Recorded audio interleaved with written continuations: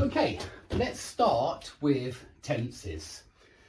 Tenses are a very difficult topic, and that's why I wanted to start with them. They're difficult because we have a lot of different tenses, although you might prefer to see things this way. This is how I see things anyway. I consider there to be 3 tenses, present, past and future, but each tense has 4 aspects. And aspects aren't exactly tense. Why? Well, because you can put modal verbs into 4 different aspects, okay? You can put 2+ infinitives into 4 different aspects. You can put gerunds into at least 3 different aspects. And so these aspects, they're slightly different from the idea of tense, yeah? Past tense, present tense, future tense. So present tense has 4 aspects, and so does past, and so does future. But notice that in future, we use a modal verb, will, to express future. We also use going to, and we even use present continuous for the future very often. We say, I'm meeting Tim later. You can say, I will meet Tim later, but we usually say, I'm meeting Tim after work.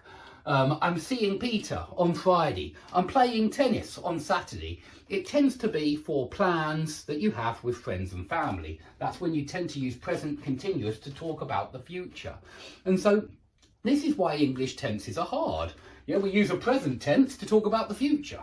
That doesn't really make much sense, does it? And that's what you have to get used to with languages, that very often they don't make much sense. They're certainly not, they don't follow logical rules, rational rules. Okay, and so these 4 aspects exist in the 3 tenses, but they also exist in modal verbs like must, can, could. Yeah, you can say must do, must be doing, must have done, must have been doing. So you've got all 4 aspects with the modal verb must, or could, or should.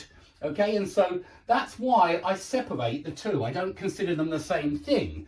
Another reason why I want to keep the 4 aspects different from the 3 tenses is that the 4 aspects have signal words, and these signal words, generally speaking, are the same whether you're talking about present tense or past tense or will in the future, or other modal verbs. What I mean is, you see this for or since very often in present perfect continuous, but also in past perfect continuous, and even with modal verbs like he must have been sleeping for 4 hours. Yeah, he must have been sleeping for 4 hours. And that's why I teach it this way.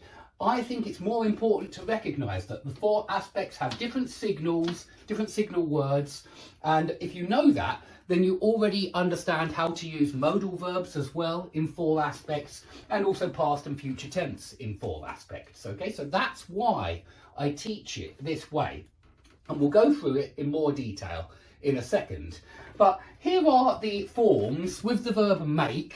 This is present simple, I make, he makes. Present perfect simple, I have made, he has made. Present continuous, I am making, they are making, he is making. And present perfect continuous, I have been making, or she has been making. Okay, so that's what the present tense looks like in 4 different aspects.